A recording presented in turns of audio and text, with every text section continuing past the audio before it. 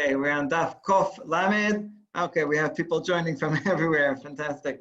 And we're starting a new Perek. It's a very interesting, exciting Perek.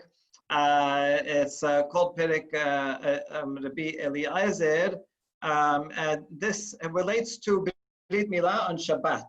Everyone agrees that you can do a Brit Milah on Shabbat, even though you're cutting, you're causing blood to come out, which is a melacha. Still, it has to be on the 8th day. So Brit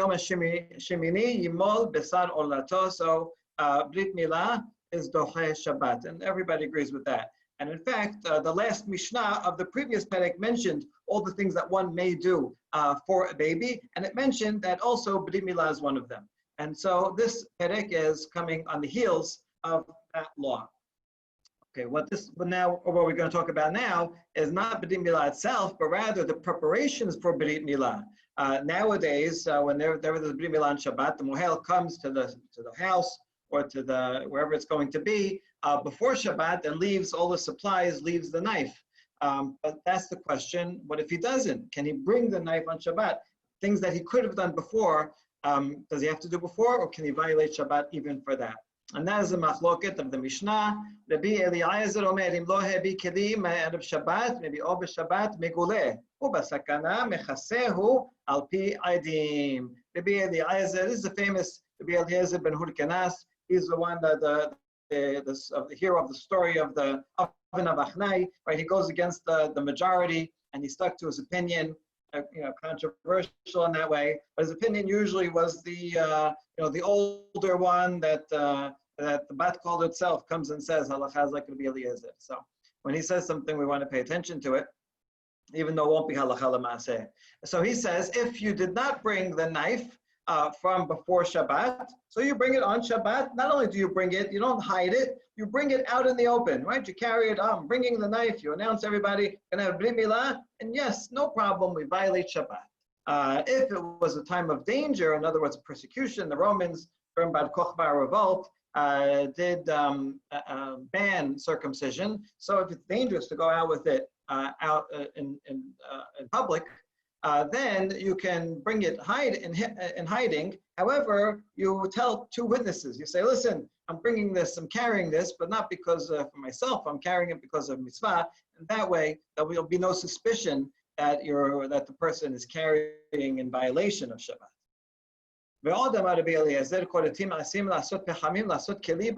Not only can you carry the knife, if let's say you don't have a knife, you can even go and make a knife. How do you make a knife? You need a fire. What if I don't have firewood? Okay, you go get firewood. You can do the whole thing. You can go cut down trees, prepare charcoal for the firewood, and then you go and get some metal, and you fashion a knife for the Brit Milah. You can do all that on Shabbat, all the preparations. So, quite amazing. That's the first opinion of Eliezer. Kelal Amar Rabbi Akiva. Rabbi Akiva disagrees. He represents Chachamim, and he formulates his law as a general rule. Kol melacha she'efshar la'asotam erev Shabbat ena dochat haShabbat. Umilah she'efshar la'asotam erev Shabbat dochat haShabbat. No. Anything that you could have done before Shabbat, you have to do before Shabbat. And if you forgot to do it, something went wrong, then you can't do it on Shabbat itself. What would you do in the case of Brit Milah? Let's say you really forgot. Would you forego Brit Milah altogether? Or you find another way, maybe ask a goy, okay, you can find some other loophole, but basically you cannot do it. But if something that cannot be done before Shabbat, like the Brit Milah itself, then that does override Shabbat. All right, so that's the Mishnah. What is the reason that Rabbi Eliezer says you should bring it out in the open and publicize that you're carrying a knife? Is it to show how much we love this mitzvah, that this mitzvah is so great, it even override Shabbat, and so we're not going to hide the fact. We're going to say it doesn't lessen Shabbat, it just promotes how beloved is the mitzvah Brit Milah. Is that the reason we do it in public? Or because we don't want anyone to suspect that this person, if they see that he put this in his pocket and he's carrying, they'll suspect that he's violating Shabbat. And so it does it out in the open. This is kind of like, if a doctor or Hatzalah person has a phone and on Shabbat, and he's kind of hiding it. He's hiding it. He's talking in the corner. People will suspect that he's honoring Shabbat, but he has the walkie-talkie right on his belt. Everybody knows that is permitted to do it. That has a good reason. Okay, so which one is it? Well, first of all, what is the difference between the two opinions? What practical difference would there be based on one reason or the other? If there were witnesses and you said in front of witnesses, I'm carrying this for Brit Milah, so then the person would be beyond suspicion. If someone came and suspected him, he could bring the two edim. He says, no, look, they saw why I was doing it. So that reason, then that would allay that fear, but it would not promote the love of the mitzvah if you said it in front of edim. So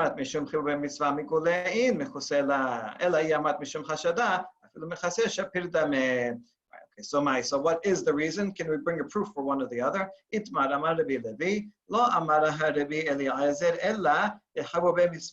bring a proof that is in fact because of the love of the mitzvah to show it off. And then we have a baraita that says that maybe he says in general you should bring it out in the open. So in other words, that's the best way is not to tell witnesses or anything else, but rather publicize it. You don't even have, Rav Asher says, you don't have to bring it from a baraita. You can even prove it from the language of the Mishnah.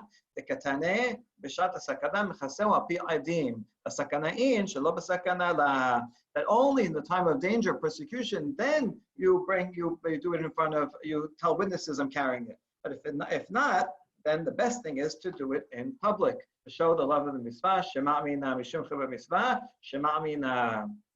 Okay, this is a good example of the way that the details of the law can actually reflect the hierarchy of values, of these various actions and mitzvot. Okay, Tanya Idach, we had that one baraita. Now we have another baraita that says something similar but adds another point. Okay, you should always bring it in public and not covered. We said that. But now we add Rabbi Yehuda Omer Mishum Rabbi Eliezer Nahagin Hayu B'Shat HaSakana Shayu Mevi'in Mechusei Al Pi Adim. And during persecution, this is what they would do. They bring in front of witnesses. Okay, there's just a little bit more lengthy, but the same as what the Mishnah said. But on that we ask, when you say he has to bring it in front of witnesses, can the messenger himself be one of the witnesses? Do you need the person carrying it and two other people, or just one other person? Can he be a witness to himself? In general, a person cannot testify about himself. You can't testify, I did not murder the person. You're not valid. You're not objective. But in this case, the person didn't actually do anything wrong, so it's not like he's under suspicion. This is just to verify from beforehand. So let's see. Well,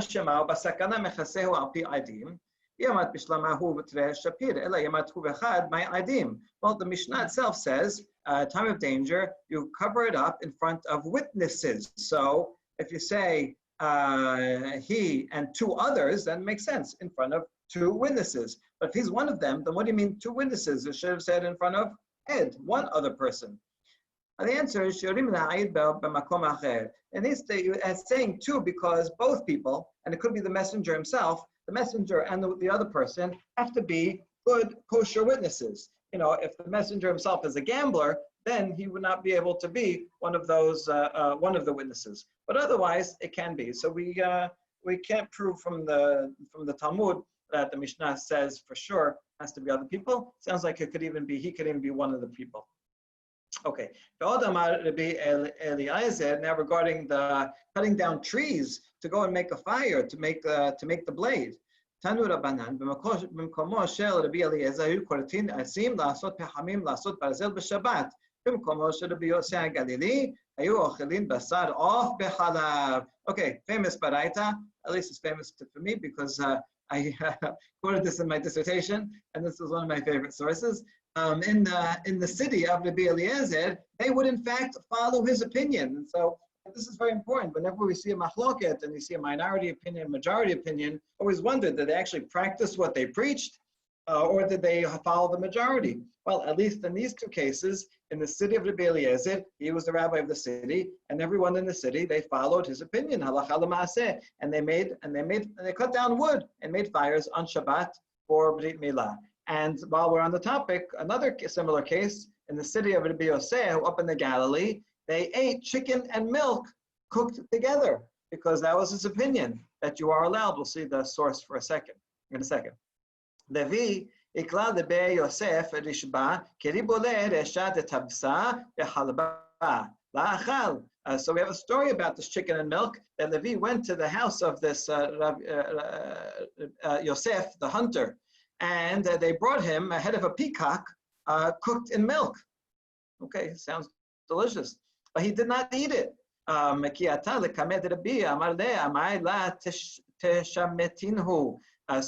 to the Biudan Nasi, he told him, listen, I went up north. This is what he served me. The Biudan Nasi said, you should have put him in hiding, right? You should have excommunicated him. The Biudan Nasi, he's the patriarch. He has political power. He's got to make sure everyone is doing the right thing.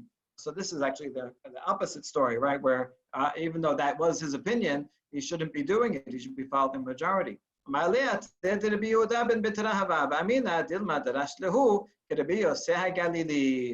well, when I went to this Yosef, the fowler, it was in the place of Ibn ben Betara, and Ibn ben Betara seems to follow Rabbi Yosef Galili, and since that was his city, he's the rabbi of the city. That was the halacha that they followed, and so I can't excommunicate him. I can't blame him for following the opinion of the rabbi of the city. Okay, Dithnan, and we learn this in a Mishnah. Right, so this is a Mishnah in Holin that elaborates on the reason.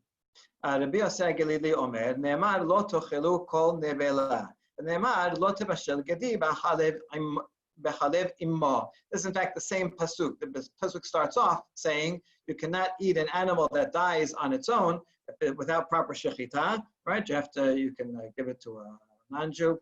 You can't eat it. And the pasuk ends, lo tevashel gedi b'chalev immo. So there seems to be a connection between the two laws. Any animal that you cannot eat if it dies on its own and needs shechita, you cannot cook in milk. This would exclude fish. Because fish, you do not have to do shechita. If it just dies on a fish, whatever, it dies. However, it doesn't matter. So that would not be included in the prohibition of eating with milk. Now, how about off shasud mishum nevela? Now, birds do need shechita. A bird that dies on its own or with improper shechita is prohibited, is taref. And so, therefore, it would seem that birds also you cannot cook in milk. So that's why it adds the word immo, that you can't cook in its mother's milk. And this excludes birds that are not mammals and do not have mother's milk, right? Only an animal that has mother's milk, right? We expand it. It doesn't mean that you can't cook a particular animal in its own mother's milk only, but in any milk. But that only applies to animals where the species has a mother that has milk, and birds are not included. And that's the reason for Rabbi Yosef Galili. Which makes a lot of sense, especially if the whole thing is about cruelty of animals, that you're killing something, and to add insult to injury, you're cooking it in the substance that was supposed to give it life, especially as a baby and growing up.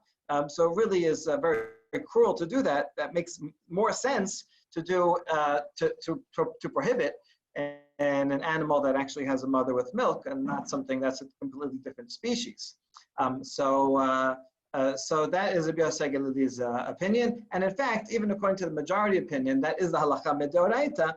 Just the Rabbanan came and said meat and animal meat and bird meat are similar, and people will confuse the two. In those days, bird meat was actually considered even higher, even more expensive and delicacy than animal meat. And so, as a precaution, as a gezerah, the rabbi said not to, but it is in fact a lower level, the Rabbanan. Okay, so now we have the source, right? That's the Mishnah says the source. The Braita that we had earlier adds something that in fact, they would, in the Biosegel city, they would actually follow practice what they preached. This baraita is found only in the Talmud Bavli, not anywhere in the Tosefta or Talmud Yerushalmi. So I think that's significant. That it's the Bavli in particular that emphasizes that kind of parades. Yeah, everybody does their own thing in their own city. Even if it is an authentic Tannaitic source, just to see who quotes it and how they quote it is significant. Okay, and that will lead right back into Rabbi Eliezer.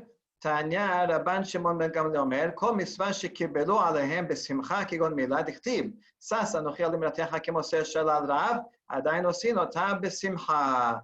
So beautiful, baraita, beautiful agadah. Says any mitzvah that Bnei Israel accepted with joy, we are still fulfilling that mitzvah with joy.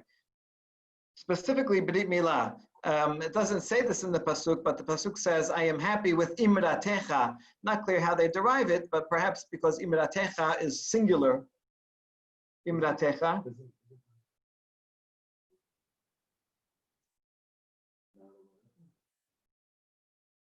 Yeah. He'emir means to kind of choose, as engage. Okay, so imratecha is the one mitzvah. So what's the one mitzvah that was given before all other mitzvot? That would be Brit Milah, which was given to Abraham. So it says we are happy about your mitzvah about Brit Milah. It's like someone who finds great treasure. And actually, this pasuk we say at a Brit Milah. It's part of the liturgy that the father, while he's holding the baby, starts off saying this pasuk. Okay, so we still, in fact, this is true, right? Until today, we do Brit Milah and everybody celebrates and we invite everyone. We have sambusak. I don't know if the baby is celebrating, but everybody else is very happy. בכל מצווה שקיבלו עליהם בקטטה, כגון עריות הכתיב, וישמע משה את העם בוכה למשפחותיו, על עסקי משפחותיו, עדיין עושים אותה בקטטה, דלקה כתובה, ולרמו בה תגרע. Any mitzvah that they accepted begrudgingly or with fighting, and this has to do with the laws of marital relations and incest, improper relations. And says, well, the context in B'midbar Yud Aleph is the people complaining about food. We had so much food in Egypt and had a man. But it says that they were crying lemishpechotav among their families. And so why add that they're crying with their families? So the Midrash says they were crying about matters, family matters, about these laws that we can't marry this one and that one, the very difficult laws. And so, because of that, until today, anytime someone gets married and they come to write the ketubah, the prenuptial agreement, there is always a lot of fighting. Okay, nowadays there's not so much fighting about the ketubah because we have this kind of standard minimal amounts. But if you imagine back then, this was the major financial prenuptial agreement that would, sustain the couple from, for years and would be the major settlement at the end of the marriage. So this was huge. It was like flowers today. So okay, if you're still arguing about flowers and things and where they're going to live and stuff, you're not alone. People have been arguing before marriages for a long, long time. Okay, so that's one baraita. Second agadah Tanya Rabbi Shimon ben Al-Azar Omer Kol mitzvah shemasru Yisrael asman alehem lemita b'shat gezerah. Any mitzvah that the Bnei Israel were dedicated to and sacrificed, were willing to martyr themselves over, like Brit Milah and idolatry, they would not commit idolatry. They would rather die. So those mitzvot became very strong, and people still observe them steadfastly. However, kol mitzvah shelo masru Yisrael asman alehem lemita b'shat gezerah malchut egon tefillin. Adayin hi merupa biyadam, and those mitzvot which were not so important to them, and they did not sacrifice themselves. For example, when the Romans said don't wear tefillin, people just gave up on tefillin easily. So that mitzvah is not there as much.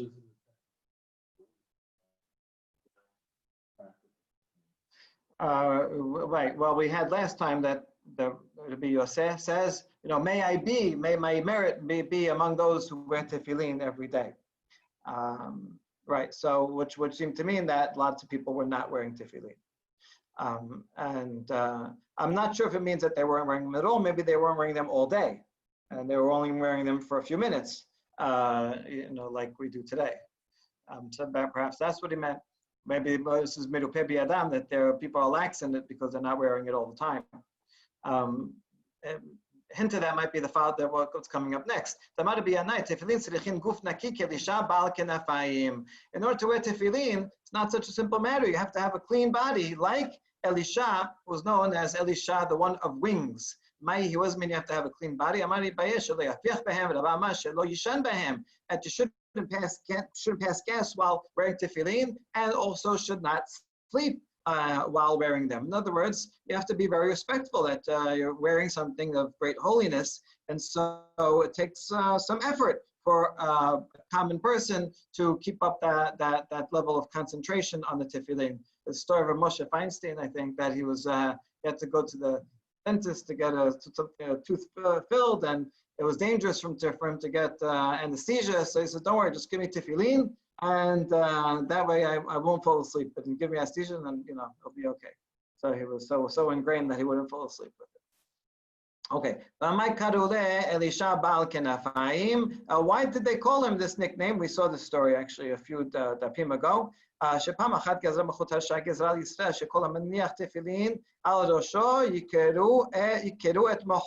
The Romans made a decree. Anyone who wears tefillin will have his brain gouged out. Midah keneged midah, the place that you put on the tefillin shadosh. Elisha was not like one of those people who just took off his tefillin, didn't care. He went out in public with his tefillin on. Nice Latin word. A Roman official saw him. And so Elisha was running, and the soldier was running after him. So he ran away while he's running, and he goes takes off his tefillin and put them in his hands enclosed. The official says, "Hey, what's that in your hand?" Look, have a dove, a dove wings. And so he opened his hands, and a dove flew out. And so that's why they called him because he did this miracle magic trick. He pulled the dove out of his sleeve. Nothing, but you see that he would wear it all day. He would wear it out in the shuk even. Well, you have to be like him because he wore it all day. So you have to be like someone who could wear it all day. So on the one hand, they're saying that the people were not so scrupulous in tefillin, and they didn't martyr themselves for it. But they're also kind of giving an excuse, saying, maybe you really shouldn't. It's not best not to wear it all day because you may desecrate them. So it is a high level to do that. Okay. Why did Elisha do a miracle with a dove? Why not any other bird? Why not just a pigeon or something? Because in the pasuk in Psalm 68, that's the mizmor that we say on Shavuot. Ne'emar kanfei yonah nechpa b'kesef ve'broteha bidak rak harus. Right, like golden doves with silver dots. This is the source for the Rabbi Faor's book. This is the source of his title.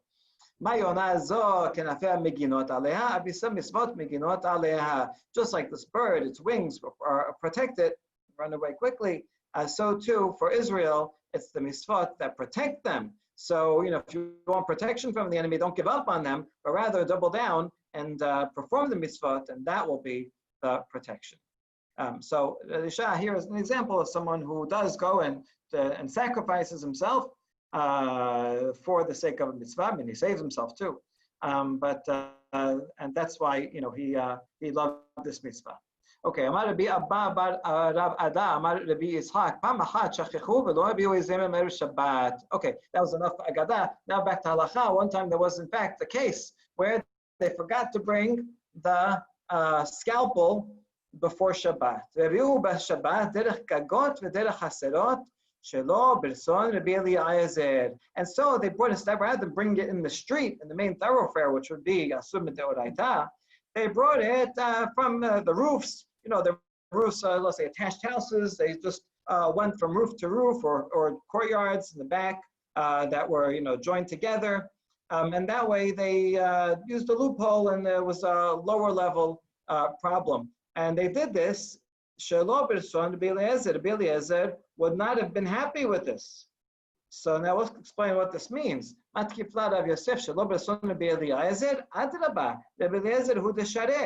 it saying against Rabbi Eliezer? Rabbi Eliezer is the one that said you are allowed to bring the knife, and they brought the knife. So what's the problem? The problem is, Rabbi Eliezer would have been upset that they brought it in from the backyards. Rabbi Eliezer says, you don't hide, right? You go and bring it right on Main Street, and you show it in public. And so they did not follow the opinion of Rabbi Eliezer by doing it in the backyards.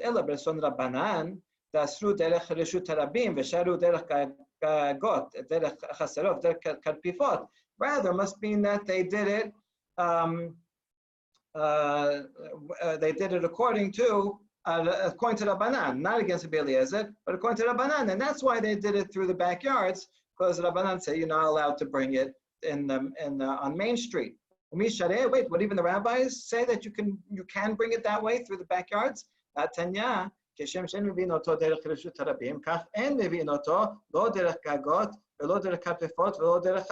a baraita that says explicitly that they cannot, just like you cannot bring it on the main street, you cannot carry a knife in the roundabout way on the roofs and courtyards either. And so this was not according, they did this loophole, and it was not according to the Rabbi Eliezer, because he says bring it on Main Street, and it did not follow the Banan, because they say don't bring it at all. So who did they follow? When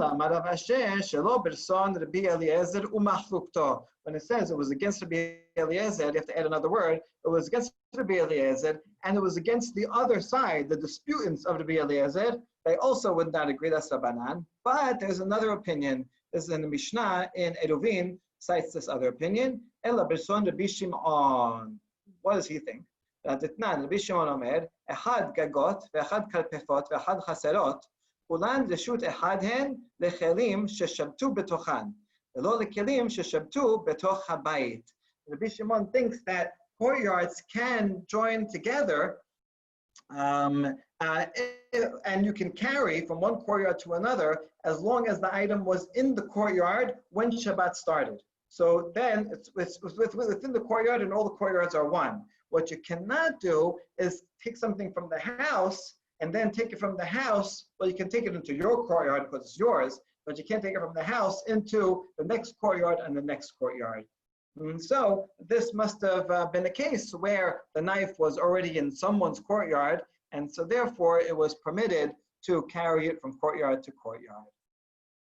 Okay, this will be the last question. It'll bring us into a little bit into the next stuff.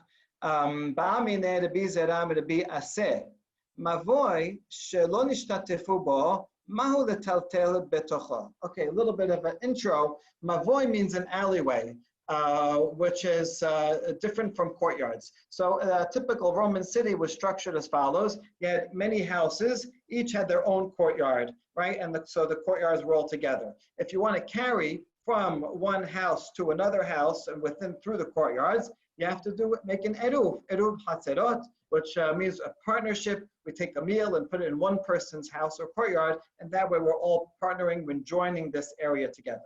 Okay, now that complex of houses and courtyards would itself open up to an alleyway, and the alleyway had many courtyards and houses opening up to the alleyway.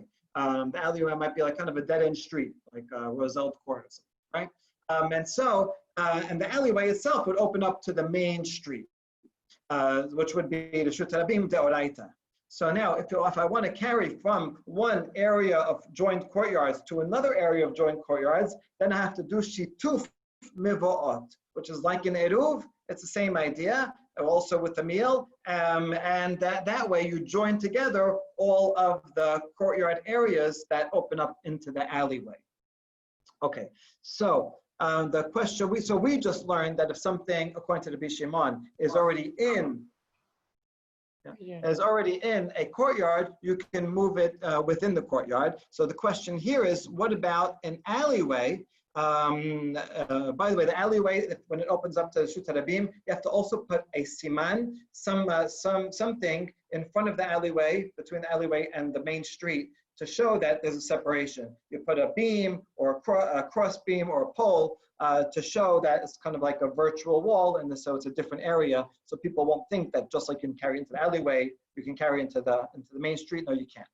Okay, so now the question. So mavoy, an alleyway that they did not do shituf mevot. They did not partner it together, all the courtyards. Mahu letaltel bekulo. Can I carry within the area of the alleyway? Mi amrinan kehaser dameh mahaser afagav delo erbo mutal letaltel bekulo. Do I say it's like a chatzer, and just like a courtyard, I can carry within the courtyard. I just can't carry from my house to the courtyard. I can carry within a courtyard, and is this the same? I can carry also within the alleyway, just not from the private courtyards to the alleyway, even if I didn't do the eruv. And is this the same and I'm allowed? Or do I say that the alleyway is different from a courtyard on two counts? First of all, a courtyard has four walls. Usually, your house opens up to a backyard, and the backyard has a fence around it. So everyone agrees that you can carry within your own courtyard, within your own fence. Whereas an alleyway is closed on three sides, but the fourth one is open to the Shut Harabim. That's one difference.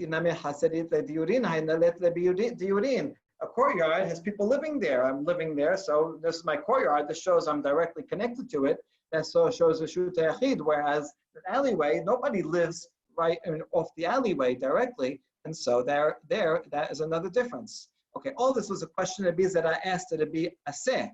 Rabbi Aseh did not have the answer. Shatek v'la amar le v'la midi. He did not answer the question. He didn't know. Okay. Zimnin, another time, Ashkecheh deyateh v'ka'amar, amar Rabbi Shimon ben Lakish, mishum Rabbi Yehuda Nesi'ah. Another time, Rabbi Aseh was sitting and he was recounting a story that Resh Lakish said in the name of Rabbi Yehuda Nasi, Hamachat shechachu v'lo abiyu zemel be'erev Shabbat. Seems to have happened, often, every so often, they forgot to bring the scalpel again from before Shabbat. They brought on Shabbat, and the sages were very upset. And they said, how dare the people not follow the majority and follow Rabbi Eliezer and carry the scalpel on Shabbat? First, for two reasons. First of all, Rabbi Eliezer follows the opinion of Bet Shammai. And Bet Shammai has rejected the halacha. And besides that, we always follow the majority, even if it's not Bet Shammai, someone who might follow in other cases, but we should follow the majority. And so the rabbis were upset that this happened. Okay, and now he's continuing. Rabbi Aseh is continuing to tell the story. Rabbi Oshaya she'elit et Rabbi Yehuda hagozer. Amar li, Rabbi Oshaya says, I asked Rabbi Yehuda the circumciser about that story, and he told me that case was it was an alleyway where they did not do an eruv. In other words, they weren't carrying it in the Shut Harabim to Oraita, because that's what Rabbi Eliezer that's when he would say it's not, it's allowed even there. But rather it was a lesser prohibition. By two they brought it from one end of the alley to the other end of the alley. That's the way the story happened. Okay, so that's after that. That's what Rabbi Aseh was reciting this whole case. Once he said that, Rabbi Zera said, hold on, what did you just say? That means the master thinks, you think, that my voice, so you can prove from the story you just told me that if it's an alleyway, even though you did not join together the various courtyards that open up to the alleyway, still you're allowed to carry, like they did in this case. He said, Rabbi Aseh said, oh, you're right. This is what I asked you so many times about this question, and you were quiet. You didn't answer the question. He says, oh, maybe you forgot the answer, but now that you're reviewing it and you're telling the whole story, now it came back to you. It's exactly what happened. Now I was recalling the case, and so now I remember, and in fact, it is allowed. Okay, one last thing here. Itemar, Amar Rabbi Zera Amar Rav, Mavoy shelo nishtatefu bo, en metaterin bo, ella barba amot. Here's a halacha name of Rav that's the opposite of what we just said. Here it says an alleyway where that you do not make a partnership, you cannot carry only for amot, even like a shut rabim, only for amot, but you cannot carry from one end to the other. So this is different. Amar Abaye says is going to put them together. Hamilta Amara Rabbi Zera Bela Persha Ad De'ata Rabba Bar Avu Upersha. This thing was said but not explained until Rabba came and he explained it. Amar Rav Nachman Amar Rabba Bar Abu Amar Rav Mavoy shelo nishtatefu bo ervu chatzerot im batim en metaltelin bo ela bar ba'amot lo ervu chatzerot im batim mutar letaltel bekulo.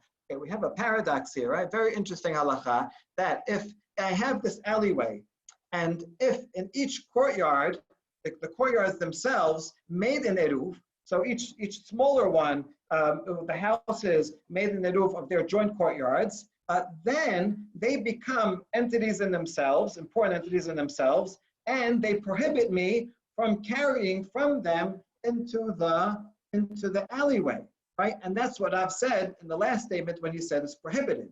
However, if they did not make an eruv from their private homes and their courtyards, then the courtyards are not connected to their homes, right? But they stand on themselves. And in that case, the courtyard can be considered connected to the alleyway, and that way I can carry from the alleyway into the courtyard, into the alleyway, and throughout the alleyway. Right? So kind of paradoxically, making an eruv in the small sections makes them stronger entities unto themselves and separates them from the alleyway, making it worse in the case of the alleyway. Okay,